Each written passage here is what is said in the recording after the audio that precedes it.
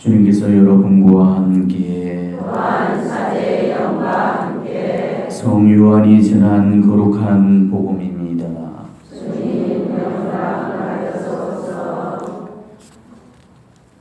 그때 예수님께서 제자들에게 말씀하셨다. 아버지께서 나를 사랑하신 것처럼 나도 너희를 사랑하였다. 너희는 내 사랑 안에 머물러라. 내가 내 아버지의 계명을 지켜 그분의 사랑 안에 머무르는 것처럼 너희도 내 계명을 지키면 내 사랑 안에 머무를 것이다. 내가 너희에게 이 말을 한 이유는 내 기쁨이 너희 안에 있고 또 너희의 기쁨이 충만하게 하려는 것이다. 이것이 나의 계명이다. 내가 너희를 사랑한 것처럼 너희도 서로 사랑하여라. 친구들을 위하여 목숨을 내놓는 것보다도 더 큰 사랑은 없다. 내가 너희에게 명령하는 것을 실천하면 너희는 나의 친구가 된다. 나는 너희를 더 이상 종이라고 부르지 않는다. 종은 주인이 하는 일을 모르기 때문이다. 나는 너희를 친구라고 불렀다. 내가 네 아버지께서 들은 것을 너희에게 모두 알려주었기 때문이다. 너희가 나를 뽑은 것이 아니라 내가 너희를 뽑아 세웠다. 너희가 가서 열매를 맺어 너희의 그 열매가 언제나 남아있게 하려는 것이다. 그리하여 너희가 네 이름으로 아버지께 청하는 것을 그분께서 너희에게 주시게 하려는 것이다. 내가 너희에게 명령하는 것은 이것이다. 서로 사랑하여라. 주님의 말씀입니다. 그리스도님 참여합니다.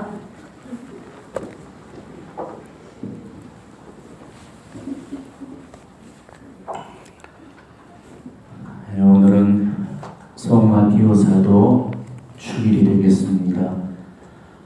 오늘 사도행전에 그 기록이 되어 있는 것과 같이 마티아 사도에 관한 그런 간략한 우리 교회의 기록이 유일하게 이 사도행전에 기록되어 있죠. 유다 이스카리옷의 그 배반과 또 죽음으로 말미암아서 12사도단의 공백이 나게 되죠. 그리고 그 12사도단의 공백을 메우기 위해서 제자들이 또 특별하게 제비뽑기를 통해서 뽑아 세웠던 이가 바로 이 마티아 사도입니다. 왜 제자들은 예수님이 12사도를 뽑고 한 사람이 배반의 길로 걸어가서 결국 멸망의 길을 걸었을 때 왜 그냥 11명으로 복음전교 사명에 출신을 하지 않고 구태여 한 사람을 더 뽑으려 했을까? 왜 그랬을까요? 예수님께서 12사도를 뽑아 세운 이유가 있었죠.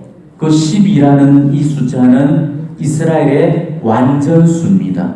12이 모여야만이 모든 것들이 충족되는 완전한 수. 그래서 하느님께서 당신의 특별한 백성으로서 이스라엘을 선택하실 때도 그 지파의 수요를 12로 삼으셨잖아요. 바로 예수님께서는 새로운 이스라엘을 규집하겠다라는 뜻에서 새로운 12지파를 모은다는 그런 의미에서 규합한다는 의미에서 그래서 12사도를 선택을 하셨던 거예요. 그러니까 이 12사도 중에 어느 한 사도만 빠지더라도 완전한 이스라엘 공동체가 성립되어질 수가 없었던 것이죠. 그래서 바로 제자들이 그런 예수님의 그 지향을 받들어서 한 사람의 그런 사도를 더 뽑게 되었습니다.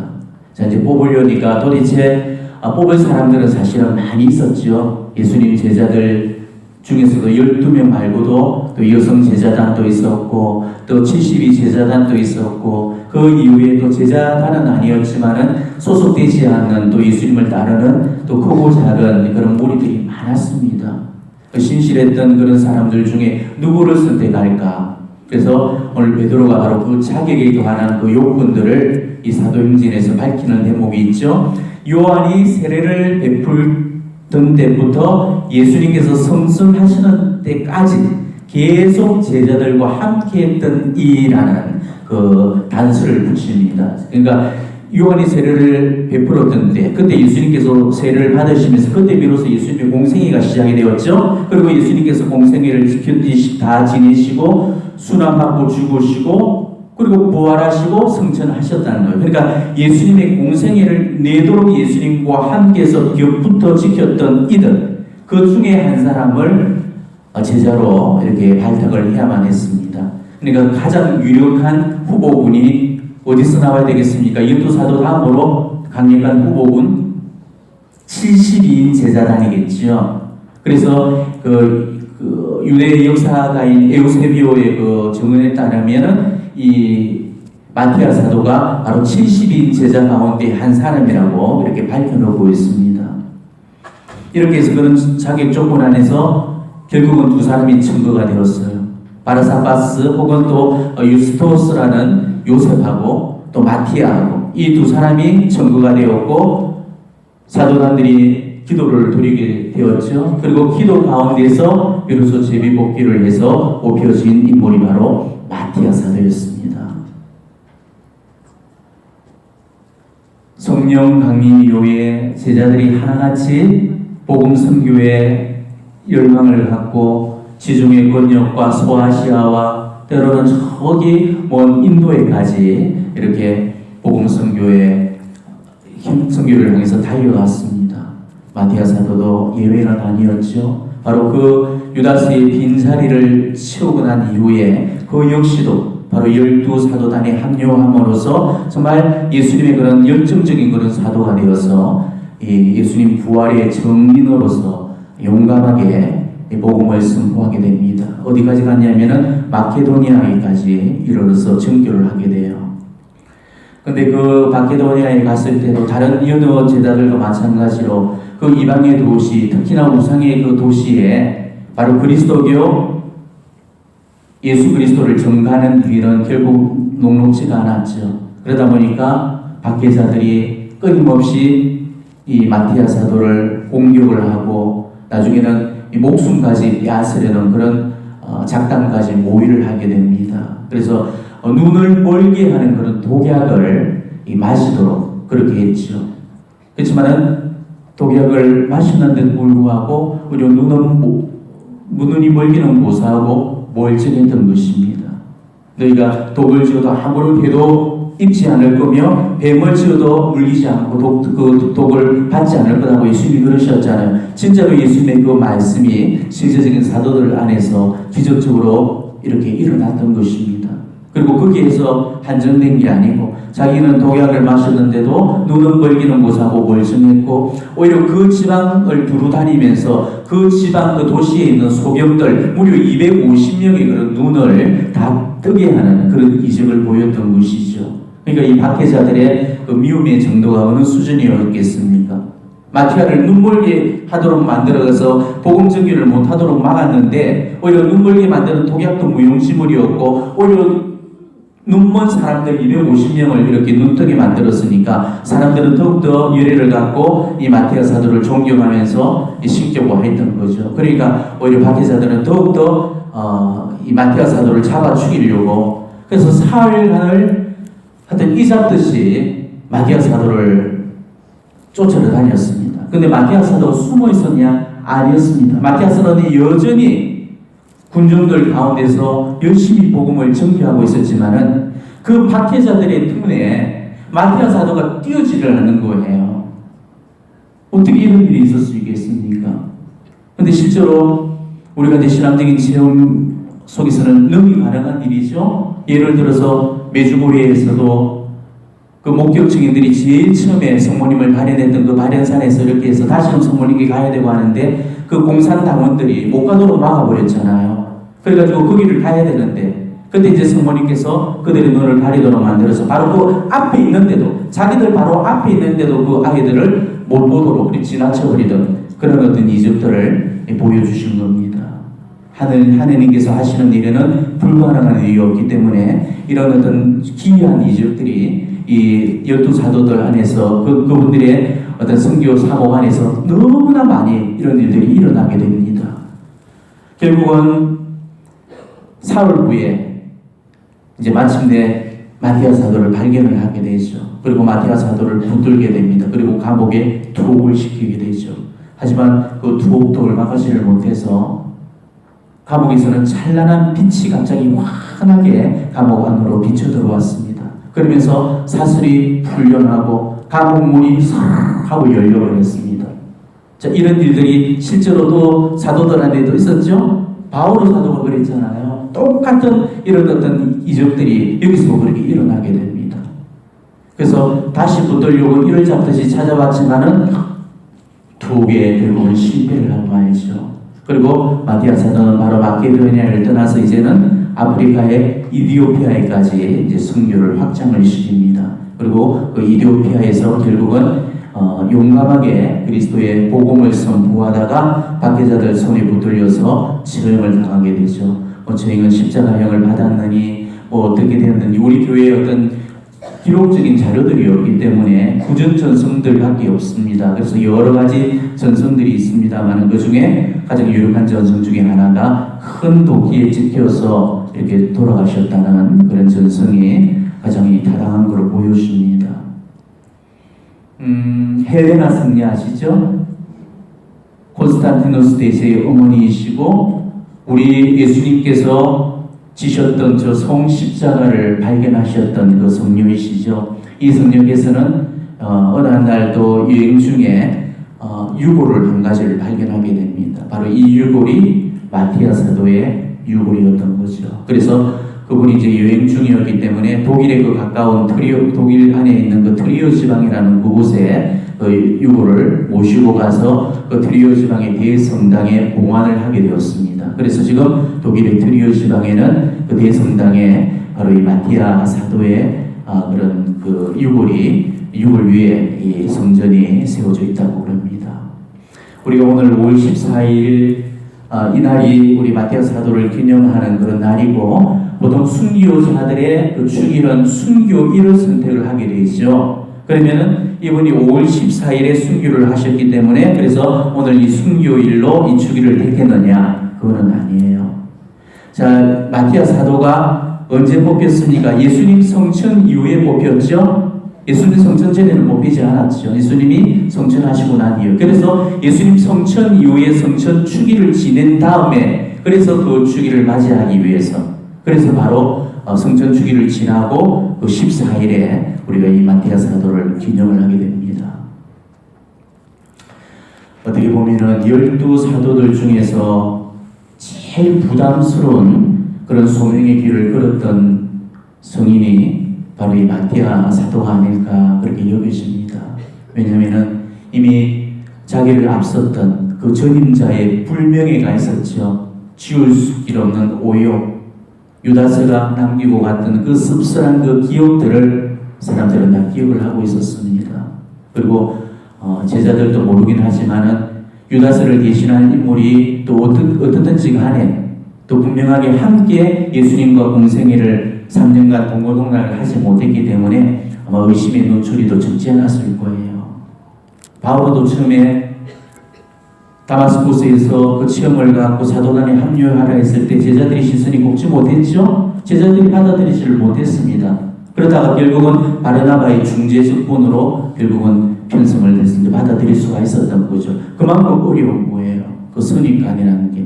그러니까 마티아 사도 역시도 다른 제자들의 시선이 곱지 못했을 겁니다.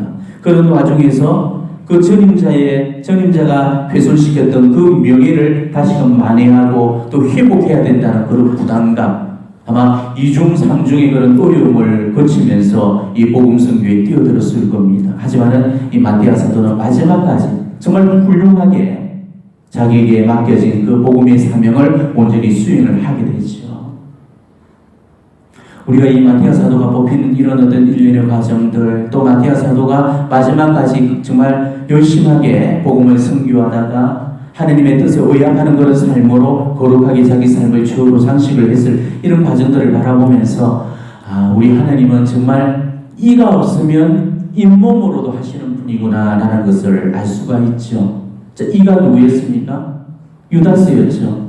하나님은 처음에 예수님은 바로 그 이빨로서 유다 이스카리옷을 분명히 세워서 하나님의 뜻을 실어보려고 했습니다마는 결국은 자기의 자유의지로 온전히 하나님을 선택하지를 못하는 통에 결국 비방자의 그런 길로서 멸망의 길로 갈 수밖에 없었고, 바로 그 자리를 대신할 수 있는 그 임무모 역할로서 마티아 사도를 세워놨죠. 그렇지만 결국 하나님은 그 임무로도 당신 구원사에 협력하도록 만들어서 결국은 당신이 원하고자 하는 그 목적을 달성시키도록 그렇게 하셨습니다. 하나님은 이가 없으면 임무로도 일을 하시는 분이에요.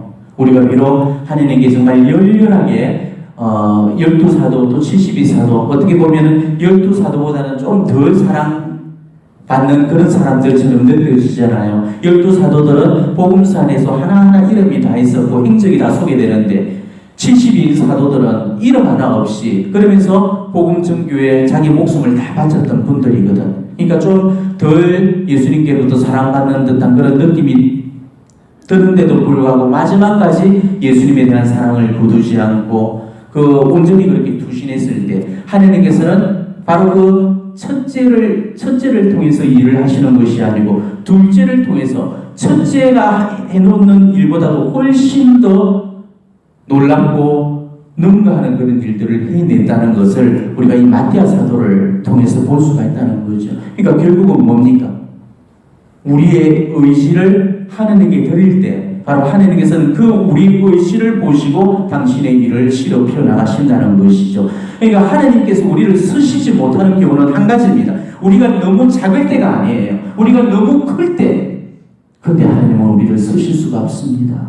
우리는 하나님 앞에서 작은 도구가 되어야 돼요. 그래야 하나님께서 우리를 마음대로 우리를 이끌어 가시면서 쓰실 수가 있죠. 우리의 뜻, 내 주장, 내 고집, 내 신념, 내 계획 이런 것들을 우리가 붙들고 있는 한에는 하나님께서 절대 당신의 뜻을 내 나를 통해서 역사하시면서 실현하실 수가 없다는 것입니다. 우리가 그런 것들을 포기하고 과감히 하나님의 뜻을 향해서 우리가 온전히 우리의 의지를 드릴 때 그때 하나님께서는 정말로 100만 배, 1000만 배, 만만 배의 그런 결실과 열매를 거둔다는 것을 우리가 오늘 이 마티아 사도를 통해서 다시 한번 확인받을 수가 있을 겁니다. 그래서 우리도 바로 작은 그런 도구지만은 정말 하나님께서 귀하게 쓰임받을 수 있는 그런 큰 도구들이 되어질 수 있도록 우리가 오늘 특별히 마티아 사도에게 전구의 은총을 청하시고 우리 역시도 바로 마지막까지 신실하게 하나님의 그런 종으로서 그분의 그런 길을 걸어가겠다는 그런 믿음으로서 하나님께 우리의 신앙을 이렇게 고백을 했으면 좋겠습니다. 사실 제가 연옥 강의를 계속적으로 하고 있었죠. 몇 번째까지 강의를 했었습니까? 저도 기억을 못하는데 여러분이 기억을 하시겠어요? 제가 확인을 해보니까 8번째까지 강의를 했었어요. 그리고 제가 최근에 몸 컨디션이 많이 좋지를 못해서 계속 이렇게 전례에 함께 하지를 못해서 미뤄왔는데 아무튼 시작을 한 거는 정리를 해야 되겠지요. 그래서 연옥에 관한 그런 몇 차례 그런 강의들 더 남아있어서 그걸 여러분들에게 마저 하겠습니다. 너무 많이 이렇게 끊어졌지만은 그래도 나중에 다 함께 이어서 들을 수 있도록 여러분들에게 이렇게 조치를 해드릴 테니까 또 부분 이렇게 들어주시면은 또 듣는 대로 도움을 받으실 수가 있을 겁니다. 전번에 제가 연옥 강의 중에 전대사, 연옥 영혼들에게 도움을 우리가 줄 수 있는 통공의 실천 방법들 중에 한 가지로서 전대사의 은총을 말씀을 드렸죠. 근데 전대사라는 것은 원체 비중이 있고 중요한 그런 주제이기 때문에 이거는 1시간 안에 끝낼 수가 없다 해서 제가 계속적으로 2시간에 걸쳐서 전대사에 관해서 말씀을 드리면서 또 전대사가 이야기될 때 반드시 함께 이야기되어야 되는 부분이 뭐라고 그랬습니까? 고해성사. 전대사와 고해성사는 불가분의 관계죠. 끊을래야 끊을 수 없는 관계입니다. 그래서 고해성사의 그런 중요성을 말씀드리면서 우리가 그 전대사를 합당하게 받아들이기 위해서 반드시 우리가 해야 될 것이 고해성사를 봐야 되는데 그 고해성사를 어떠한 자세로서 봐야 되는지 그것을 말씀을 드렸죠. 고해성사가 충족되는 5가지 요건 뭐였습니까? 성찰, 회개, 정죄, 고백, 보소. 이 5가지 요건을 온전히 채웠을 때 그때 고해성사가 유효하게 인정이 되는 거고, 이렇게 유효하게 인정된 고해성사를 통해서 우리가 전대사의 은총을 얻을 수가 있다는 거 제가 여러분들에게 말씀을 드렸습니다. 그러면서 이러던 아들의 둘째 아들의 비유, 탕자의 비유를 말씀드리면서 그 탕자가 우리 고해성사의 원형이고 모범이 된다라면서 탕자의 그 비유 이야기를 통해서 제가 성찰과 회개와 정죄와 또 그 고백과 보숙에 관해서 그 탕자의 어떤 그 내용들을 통해서 다 일일이 읽어드리면서 그 중요성을 말씀을 드렸습니다. 지금 기억하시나요? 네. 오늘 또 고해성사에 관해서 또 한 가지 것을 더 여러분들에게 첨언을 하고 싶습니다. 고해성사는 너무너무도 중요한 그런 사람들이기 때문에, 물론 직접적으로 전대사하고는 우리가 무관하겠지만은 전대사보다도 훨씬 더 이 본질적인 그런 죄에 관한 그런 문제를 이렇게 우리가 짚어드리는 거니까 여러분이 반드시 잘 알아두셔야 되는 겁니다. 우리가 물론 전대사를 통해서 벌을 사면받는 거 정말 중요한 일이겠지요. 하지만 그것보다도 더 중요한 거는 벌을 사면받는 것보다도 근원적으로 죄를 짓지 않는 것, 죄의 기회를 피하는 것, 그게 훨씬 더 중요한 겁니다. 자, 이론적으로 우리가 한번 따져볼까요? 죄만 피하게 되면은 벌도 없을 겁니다. 그죠? 벌이 없으면은 결국은 전대사도 필요가 없게 되는 거죠.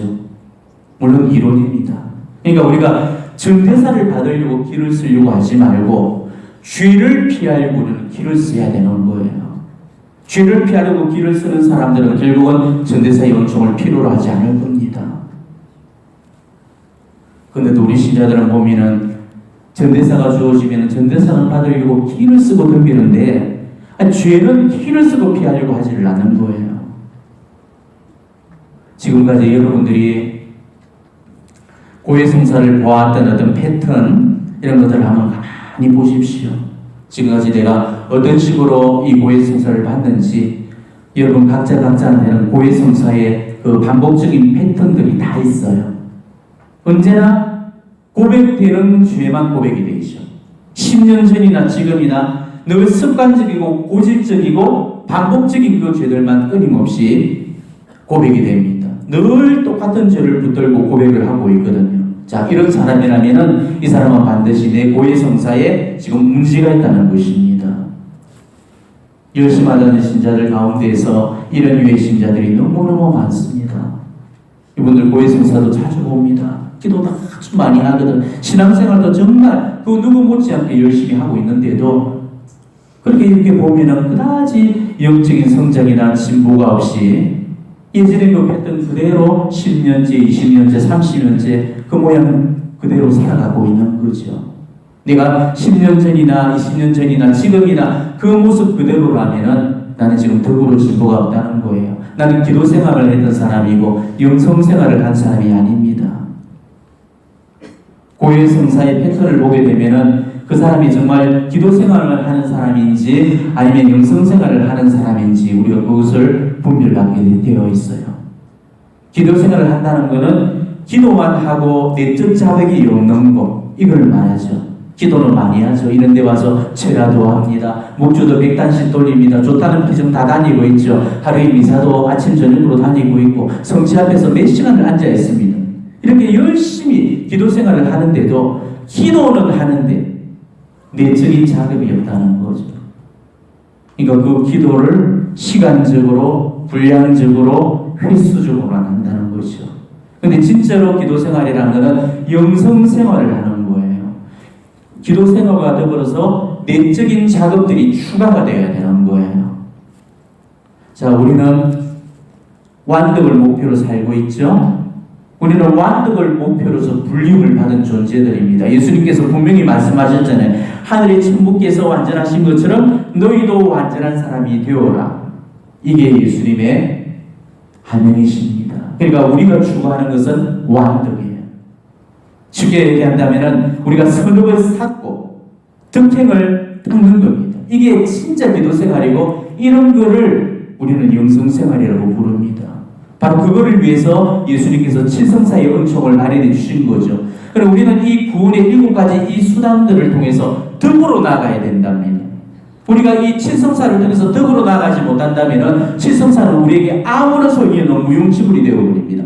고해성사로 봐도 그러라고 우리에게 예수님께서 만들어주신 거예요. 그런데도 우리가 이렇게 바라보게 되면 대부분의 신자들이 어떻습니까? 고해성사를 바로 덕을 닦기 위한 수단으로는 그렇게 잘 활용을 하지 못한다는 거죠. 고해소를 마치도 그 세탁기에 빨래 빨듯이 그렇게 생각해서 죄만 지었다면은 앞뒤 견주지 않고 무조건 고해소로 달려와서 성사를 보고 있거든요. 물론 죄를 묵히지 않고 성사를 본다는 거 그거는 물론 갸륵한 일입니다. 하지만은 아까도 제가 지적했지만은 성찰이나 회개나 정죄도 없이 대충 생각만으로 성사를 보는 경우들이 얼마나 많습니까? 늘 고해 성사를 주면서 느끼는 일이지만은 정말 제대로 된 성사를 보는 사람들이 우리 중에 몇 되지 않습니다.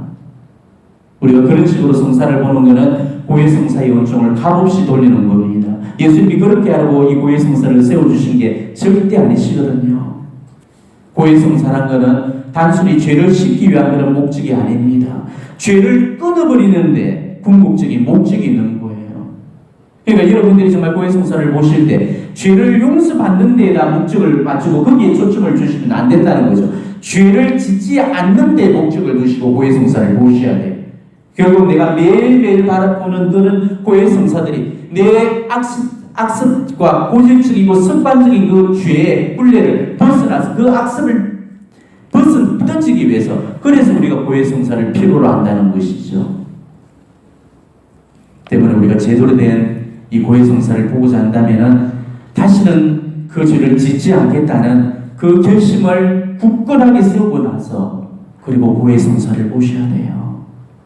그리고 내가 고해 성사를 보고 난 후에는 이전에 그런 패턴으로 사는 것이 아니고 정말 내 죄와 내 악습과 싸우는 치열한 그야말로 치열한 자기 투쟁의 삶을 이제 치러내셔야 됩니다.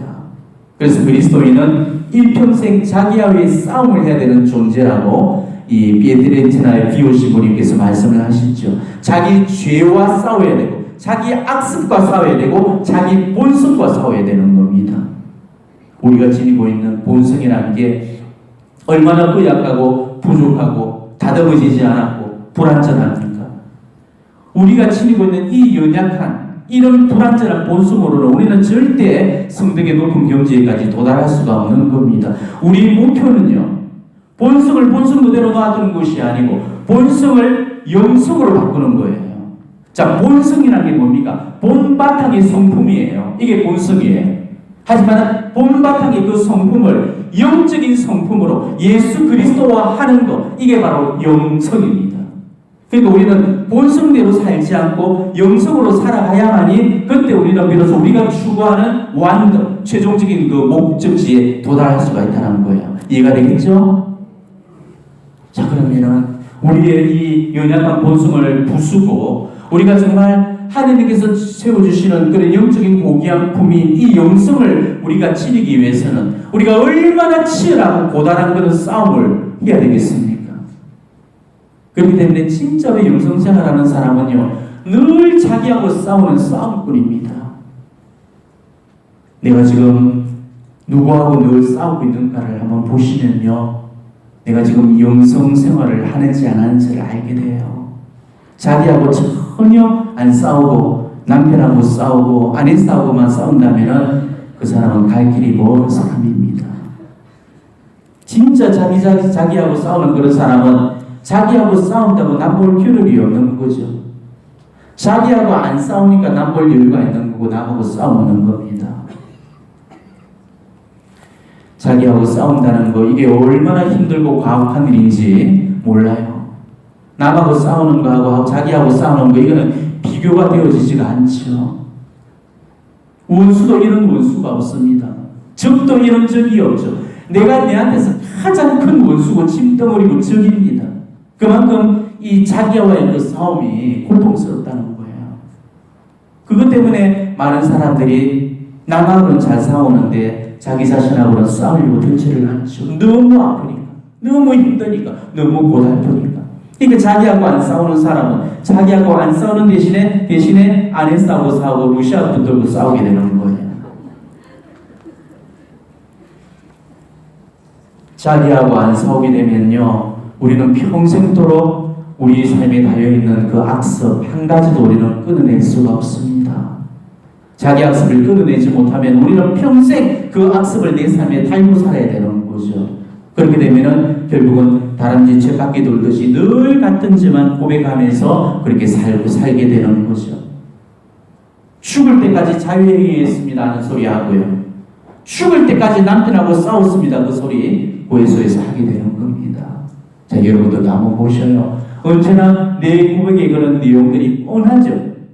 고백할 때마다 난 늘 똑같은 죄를 지금도 고질적으로, 지금도 반복적으로, 습관적으로 지금 계속하고 있습니다.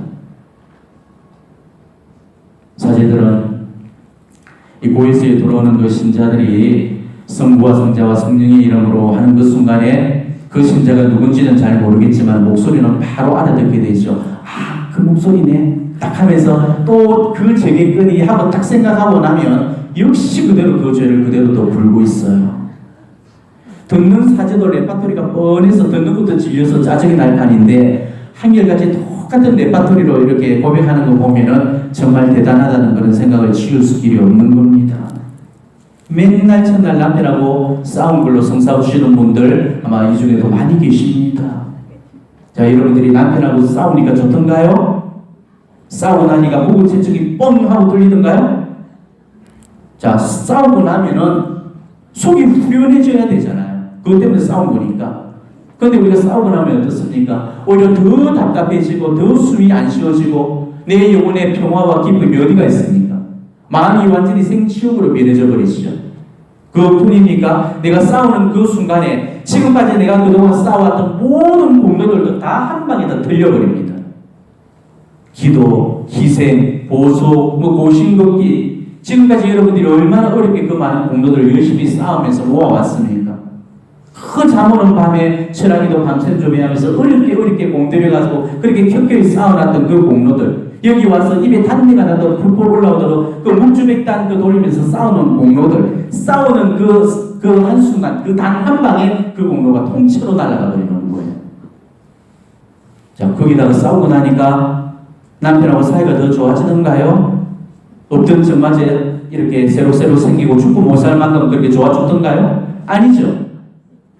오히려 남편하고 더 갈등이나 불신을 고른 깊어만 가고 더 싫어지고 더 미워지고 더 관계가 악화되어 버리잖아요. 자, 그뿐이 아니죠. 남편하고 딱 싸우고 나면은 여러분 기도하고 싶은 그런 마음이 들던가요? 요시 지금부터 나는 기도가 너무 잘 돼 하면서 막 기도가 됩니까? 안 돼. 싸우고 나면요 하나님도 꼬라지가 보기 싫어요. 기도하고 싶은 마음도 생기지 않아요. 기도하기도 싫고 성당 나가기도 싫고 선물도 다 갖다 내버리고 싶고 생각이 극단적으로 흘러가 버리죠. 자, 한번 싸운 걸로 해서 우리는 너무나 많은 것들을 한 번에 통째로 잃어버리게 되는 것이죠. 이거는 우리한테서는 너무나도 엄청난 영적인 손실이 아닐 수가 없다는 것입니다. 자, 그렇다면 우리가 왜 한 번 싸운 걸로 이런 결과를 맞이할 수밖에 없을까? 왜 그렇겠습니까? 우리가 들었던 무기가 어떤 무기이기 때문에 그래요. 하느님의 무기였습니까? 사탄 마귀의 무기였습니까? 그렇죠. 우리는 하느님의 무기를 들고 싸웠던 게 아니고 바로 사탄의 무기를 들고 맞서 싸우기 때문에 이런 결과를, 이런 상극을 불러올 수밖에 없는 거죠. 여러분이 반드시 아셔야 될 거는요, 사탄은 기도하지 않는 손을 빌려서 기도하는 영혼을 치게 되어 있습니다. 뭐라고요? 기도하지 않는 영혼을 빌려서, 그 손을 빌려서 기도하는 그 사람을 치게 되는. 그렇지만 우리 하느님은 그와는 정반대의 방법이죠. 기도하는 손을 빌려서 기도하지 않는 그 영혼을 도우십니다. 이게 하느님이 쓰시는 방법과 사탄 마귀 악령들이 쓰는 방법의 분명한 차이입니다. 자, 그러면은 우리는 지금 하느님의 사람들이죠. 그죠? 그럼 우리는 하느님의 사람들이기 때문에 우리는 하느님의 방법을 써야 되는 겁니다. 그런데도 하느님의 사람들이 하느님의 방법을 쓰지 않고 사탄 마귀의 방법, 사탄 마귀의 도구, 사탄 마귀의 무기를 들고 싸우니까 우리는 늘 실패할 수밖에 없는 거죠. 자, 남편은 분명히 기도하지 않는 영혼일 겁니다. 적어도 기도를 한다 할지라도 여기 이만큼 열심히 하는 여러분들보다는 비교를 했을 때 상대적으로 분명히 여러분보다 영적인 힘이 딸리는 그야말로 기도하지 않는 그런 부류에 속하는 영혼들일 겁니다. 하지만 나는 남편과는 달리 분명히 기도하는 영혼이거든요. 자, 그렇다면은 기도하지 않는 그 사람은 반드시 영적으로 상태가 건강하지가 않죠. 때문에 악마적인 영향을 반드시 받게 되어 있습니다. 그렇다면은 그 남편은 사탄마귀 악령들로부터 조종을 당하게 되어 있죠. 사탄한테 그 조종당하는 그 남편이 기도하는 나를 치게 되어 있다는 거, 이거는 분명한 사실이에요. 여러분 이거를 깨달으셔야 됩니다. 자, 그럴 때 우리는 사탄의 무기를 들고 함께 싸워서는 안 되죠. 사탄의 무기는 누가 들었던 무기예요?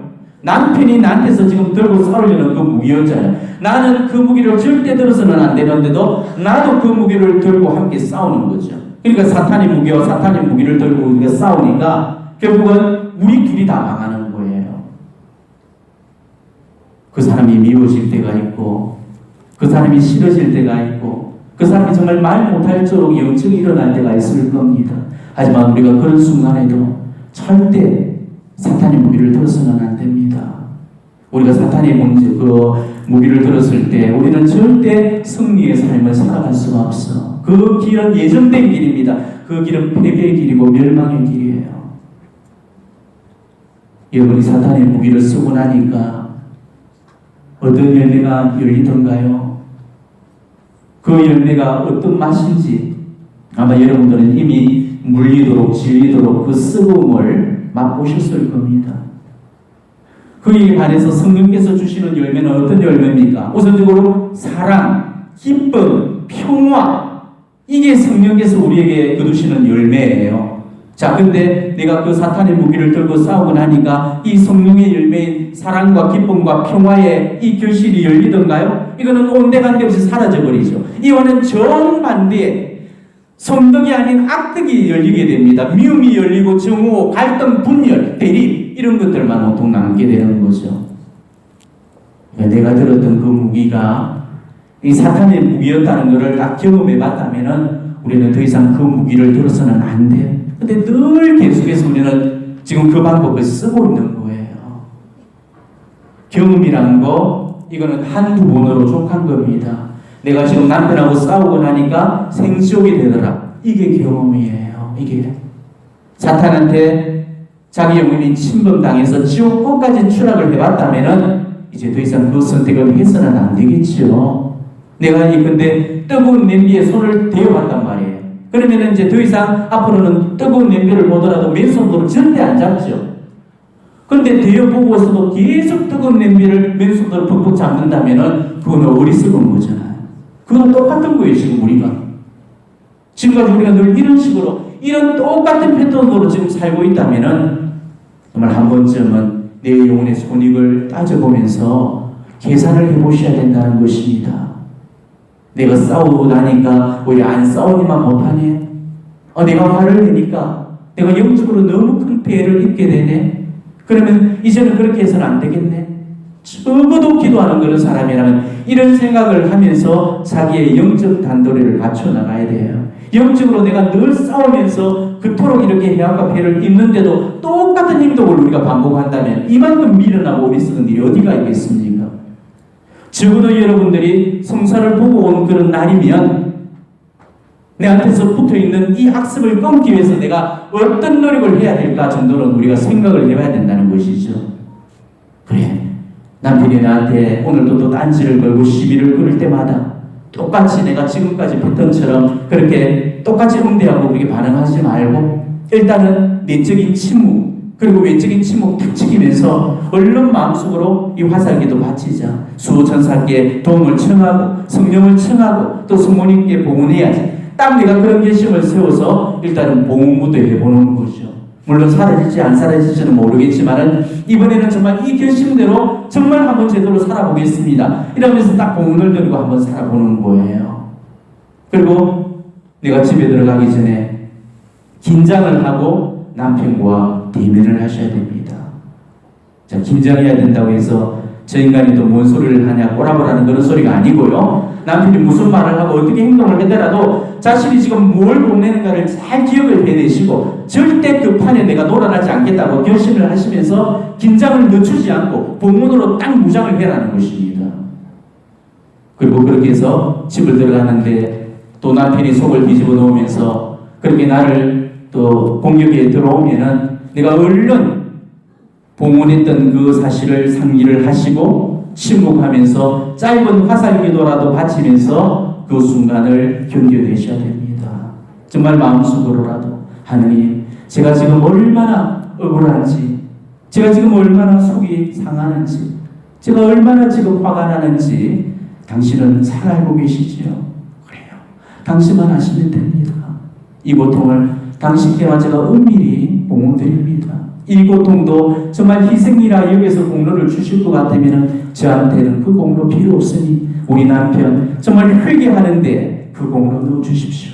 아니면 더 거룩하게는 그 공로 주인들의 회개와 혹은 불쌍한 연옥 여러분들에게 이 희생을 봉헌해드립니다. 이러면서 우리가 정말 앞만 말고 침묵을 해보는 거예요.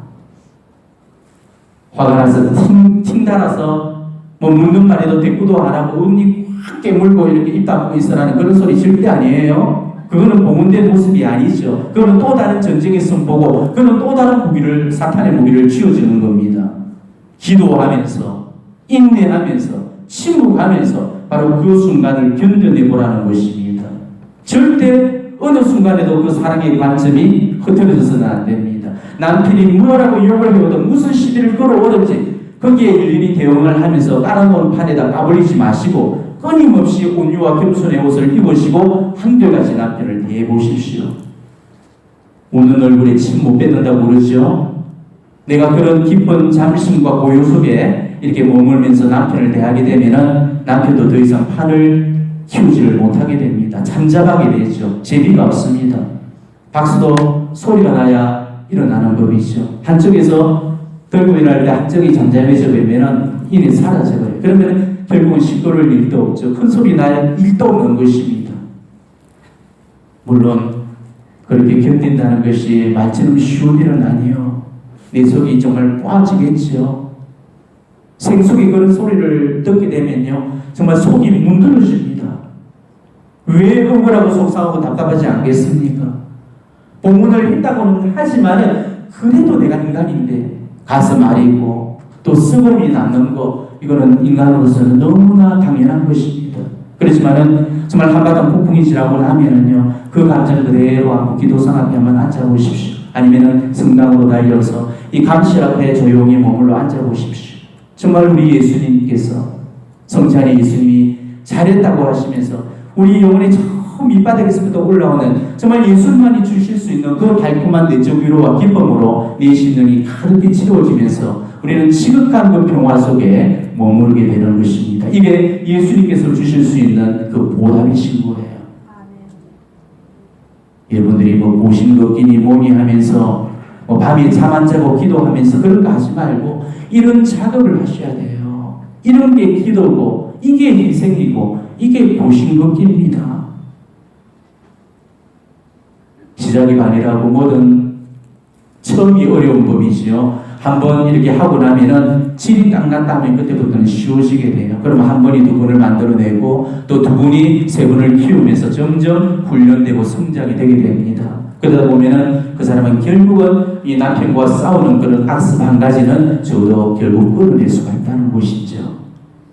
이런 내적 작업을 하는 게 우리가 철학 기도를 다니고 이 묵주백단을 바치는 이런 희생보다도 우리 하느님 대전 앞에서 훨씬 가치 있는 그런 공로가 된다는 사실을 여러분이 하셔야 됩니다. 물론 첫술부터 배부를 수야 없지요. 하다 보면 되는 날도 있을 거고요. 또 되지 않는 날도 있을 겁니다.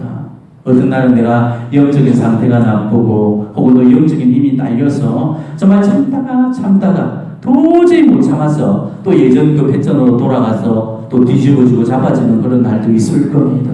하지만 그럴 때는 다시 성사를 보면서 또 뉘우치고 다시 결심을 세워서 봉헌을 하면 되죠. 그리고 그 결심대로 또 다시 한번 살아보다가 또 나빠지면은 또 다시 성사를 보고 그걸 끊임없이 우리가 반복하다 보면은 10번 걸려질 것도 9번으로 줄게 되고, 그러면서 점점 내 악습의 횟수와 빈도수가 줄어들게 되어 있고 결국은 사라지게 되어 있습니다. 내가 뒤집어진다고 할지라도 처음 뒤집어질 때하고는 그 강도가 달라요. 그러니까 노력을 하고 안 하고가 우리가 볼 때는 별거 아닌 것처럼 보이지만은 결국 엄청난 차이를 불러오게 됩니다. 그 노력한 사람은 서서히 그 악습에서 벗어나서 결국은 자유로운 영혼이 될 수가 있고, 노력하지 않는 사람은 죽을 때까지 그 악습 하나 끊지 못하고 평생 그 악습 달고 살다가 무덤까지 놓고 가게 되는 거예요. 요즘에는 잘 보기가 힘들었는데 저희들 어릴 때 아마 여러분도 많이 보셨을 겁니다. 오뚜기, 그죠? 오뚜기를 잘 묵상해 보십시오. 오뚜기는 잡아뜨리면은 자빠지는 즉시로 어떻게 합니까? 발달하고 일어나죠. 자, 우리가 악습을 끊어내려면은 이런 오뚜기의 뚝심을 본받아야 돼요. 자빠지면 자빠지는 즉시로 일어나면 되는 겁니다.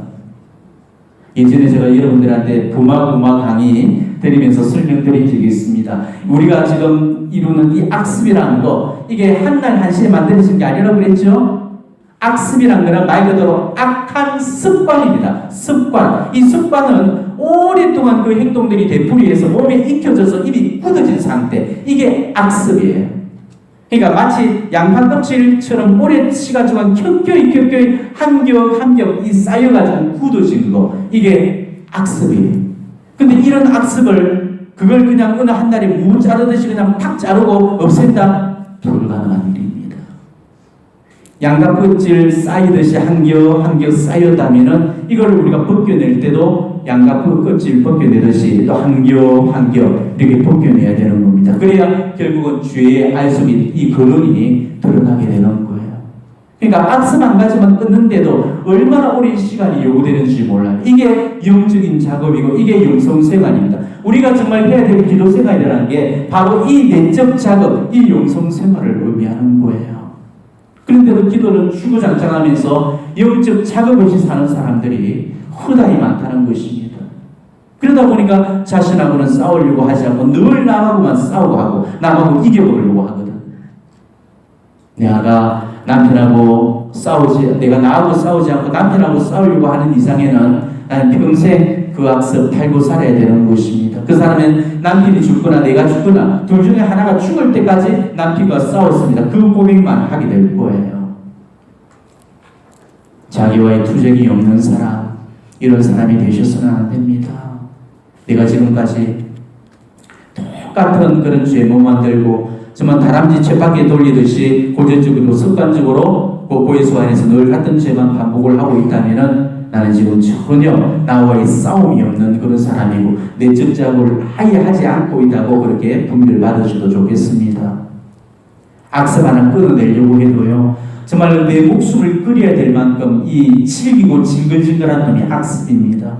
여러분 악습 다 가지고 있죠? 그거 쉽게 끊어지겠습니까? 웬만큼이 노력해도 우리는 악습 한 가지도, 그 작은 악습 한 가지도 끊어내지를 못해요. 그만큼 질긴 놈이 악습이거든. 목숨을 걸고 싸워도 이길 동 말동한데 나하고는 싸울 생각은 전혀 하고 남편하고는 싸우고 있으니까 어떻게 그 악습을 끊을 수가 있겠습니까? 지금까지 여러분의 고해성사가 이런 고전적이고 반복적인 패턴을 계속 되풀이했던 이유들도 그동안 자기 자신하고 싸우지 않았기 때문이에요. 저는 여러분들에게 이 말씀을 드리고 싶어요. 죄 짓는 걸 두려워하지 마십시오. 죄 짓는 걸 두려워하는 사람은요, 결국은 자기 악습을 끊어낼 수가 없어요. 이건 참 모순적인 이야기죠. 왜 제가 이런 모순적인 이야기를 하느냐? 죄라는 것은 지어지는 것이 중요한 게 아니고 짓지 않는 것이 중요한 게 아니고 지었을 때마다 그것을 빨리 회복하는 것이 중요한 거예요. 자빠지는 게 죄가 아니라는 거죠. 자빠져서 일어나지 않는 그게 죄라는 거예요. 우리가 정말 무서워하는 걸 해야 될 거는 자빠지는 걸 무서워해서는 안 돼요. 자빠져서 일어나지 않는 걸 무서워해야 됩니다. 그러니까 자빠져도 괜찮습니다. 우리는 원래 죄 앞에 다 자빠질 수밖에 없는 그런 존재입니다. 그러니까 진짜 죄라는 거는 정말 싸워보지도 않고 싸울 생각도 않고 그냥 흡하고 거만하게 자빠져 버리는 거, 그게 죄라는 거죠. 그리고 자빠져가지고 일어나지 않는 것, 그게 또 죄라는 것입니다. 실망하고 포기하면서 나는 아무리라도 안 돼. 나는 원래 그래. 나는 그냥 이대로 이꼴로 살래. 그러면서 영적 정지에게 그냥 중단해버리고 마는 거죠. 자빠지게 되면 알딱발딱 일어나면 되는데 자빠져서 일어나지를 않는 거. 우리는 이걸 무수해야 됩니다. 우리는 정말로 그 하느님 앞에서는 탕자처럼 늘 우리가 일어나서 자빠질 때마다 일어나서 울부짖으면서 하느님께 돌아와서 하늘과 아버지께 죄를 지었습니다. 그 한마디면 모든 것이 끝이 나는 거예요. 우리가 지금 죄를 지어본들 얼마나 큰 죄를 얼마나 크게 짓겠습니까? 이 세상의 악한 사람들은 악해서 죄를 짓는다고 하지만은요, 우리가 죄를 짓는 이유는 악해서가 아닙니다. 다들 약해서 죄를 짓는 거예요. 때문에 자기 자신의 그 약함을 인정을 하고 우리가 하나님의 자비를 구하면서 그 자빠질 때마다 발톱발톱 일어나서 울부짖고 하나님께 돌아가면 되는 겁니다. 그러다가 또 어쩔 수 없이 또다시 걸려 넘어지게 되면은 또다시 오뚜기처럼 벌떡 일어나서 이 하나님의 자비와 용서를 빌면서 그렇게 주의 사함을 받고 그리고 다시 새롭게 자기 악습과 싸워나가겠다는 결심을 드리고 그리고 또 새 출발을 해보는 겁니다. 이렇게 오뚜기처럼 자빠지면 바로 일어나서 울부짖으면서 하나님께 돌아가는 것, 이걸 우리가 끊임없이 되풀이하고 반복하다 보면은 언젠가는 그런 우리 악습들도 고쳐질 날이 반드시 오게 된다는 것이죠. 자, 이런 보혜 성사를 보는 그런 사람이라면은 반드시 자기 악습을 이길 수가 있고 영적인 성장과 득으로의 진보를 이룰 수가 있다는 것입니다. 앞으로는 여러분이 정말 보혜서로 달려오시기 전에 먼저 감실 앞으로 먼저 달려가십시오. 그리고 충분한 성찰과 회개와 증개를 한 다음에 보혜서로 들어오십시오. 그리고 무엇보다도 증개를 보다 확실하게 하도록 하십시오. 앞으로 내가 구체적으로 이렇게 한번 해봄으로써 내 이 악습을 이렇게 한번 끌어보겠노라고 어떤 분명한 목표를 세워서 그거를 하나님께 봉헌을 해드리십시오. 특히나 봉헌이 해도 잘 안 되는 사람들은 그 봉헌을 서원으로 묶어드리도록 하십시오. 낱말 잘하는 악습이 있는 사람이라면 정비를 할 때 결심을 세워서 봉헌을 하셔야 됩니다. 하나님, 앞으로 절대 남의 말을 하지 않겠습니다. 제가 누군가 그 사람들을 만날 때는 언제나 긴장을 넣어주지 않겠습니다. 그리고 정말 이해할 것은 이해하고 아니요 할 것은 아니요만 하면서 제가 먼저 누군가를 험하는 일은 결코 없도록 하겠습니다. 이렇게 우리가 실제적인 그런 결심을 보는 거예요. 지금 자유행위에서 못 벗어나고 있는 그런 악습을 짓는 그런 사람들도 우리 중에 많이 계십니다. 자, 이런 분들은 또 정기를 할 때 굳은 결심을 세워서 봉헌을 또 드려야 되겠죠. 하나님, 제가 더 이상 자유행위를 하지 않겠습니다. 성적인 충동이 일어날 때마다 제가 그 자리를 박차고 일어나서 묵주를 꼭 잡고 기도를 드리겠습니다. 이런 구체적인 결심을 예수님께 세워서 그걸 내가 이렇게 봉헌을 하면은 우리는 반드시 그거를 대체할 수 있는 능력을 반드시 예수님께서 가져다 주신다는 거죠. 왜? 우리가 봉헌을 했기 때문에 그 봉헌한 부분에 대해서는 예수님이 반드시 책임을 주시거든요. 그러니까 우리에게 없는 힘을 예수님이 힘이 보태줘서 우리의 그 능력에 당신의 은총이 되어져서 그것을 이겨낼 수 있고 그것을 감당할 수 있는 힘을 하나님께서 주신다는 것이죠. 절대 무방비 상태에서 어떤 결심도 없이 그냥 뭐 성사만 보고 또 나오고 또 유야무야 후지부지 한다면은 그 사람은 결코 정 한 번도 해보지 못하고 또 속절없이 사탄마귀 악령의 유혹에 또 걸려 넘어질 겁니다. 가급적 정기할 때는 반드시 여러분이 봉헌을 하셔야 되고 봉헌보다도 더 강력한 형태의 봉헌이 바로 서원이라고 그러죠. 서원이란 것은 이 하나님과의 약속이에요. 자, 하나님과의 약속은 반드시 지켜져야 되죠.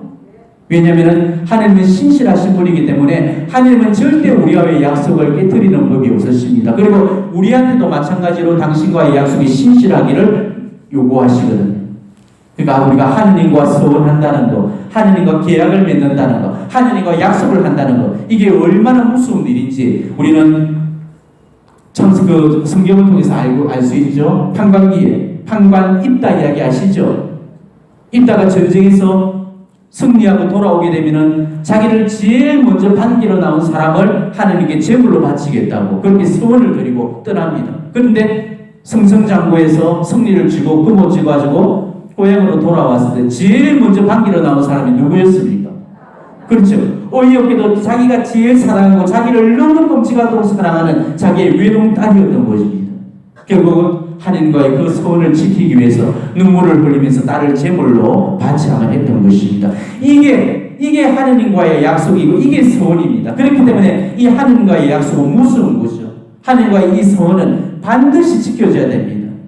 우리가 악습을 끊고자 하는 그런 지향만 있다면 우리는 결심을 세우고 그것을 소원으로 돌려드려야 됩니다. 내 의지적인 그런 결단과 봉헌 없이는 우리는 어떤 악습과도 이겨낼 수가 없는 거예요. 특히나 의지가 박약한 그런 사람들일수록 이 악습에서 벗어나기가 어려워져요. 그 악습이 지금 자신을 멸망으로 이끌 수 있다면 이걸 그대로 방치하고 내버려두는 바보 천치가 어디가 있겠어요. 그런 사람들일수록 가장 강력한 형태의 봉헌인 이 소원을 하나님께 돌려드려야 되는 것입니다. 그리고 내가 정말 하나님과 무슨 약속을 했는가를 정말 무섭도록 깨달으면서 굳건한 의지로 내가 소원했던 바를 하나님과의 그 약속을 지켜나가셔야 되는 거죠. 그걸 지켜나가려고 힘써 노력을 하면서 영적인 수련들을 우리가 해나가다 보면은 결국은 어떤 유혹도 무리칠 수가 있게 되죠. 그리고 반드시 자기 악습과의 싸움을 이겨내고 결국은 영적인 진보 또 덕의 진보를 이루게 되는 것입니다. 지금까지 제가 전대사와 관련해서 이 고해 성사의 그런 중요성을 2시간에 걸쳐서 강조를 해드렸습니다. 다시 한번 여러분들이 이 고해 성사의 중요성을 깨닫고 고해 성사가 죄를 씻는 것이 목적이 아니고 뭐가 목적이다? 죄를 짓지 않는 것이 목적이라는 사실을 여러분이 보다 더 깨닫고 이 고해 성사가 목적으로 하는 그 바를 여러분의 삶에서 이루어갈 수 있도록 이렇게 고해 성사가 잘 준비되기를 바랍니다. 아멘.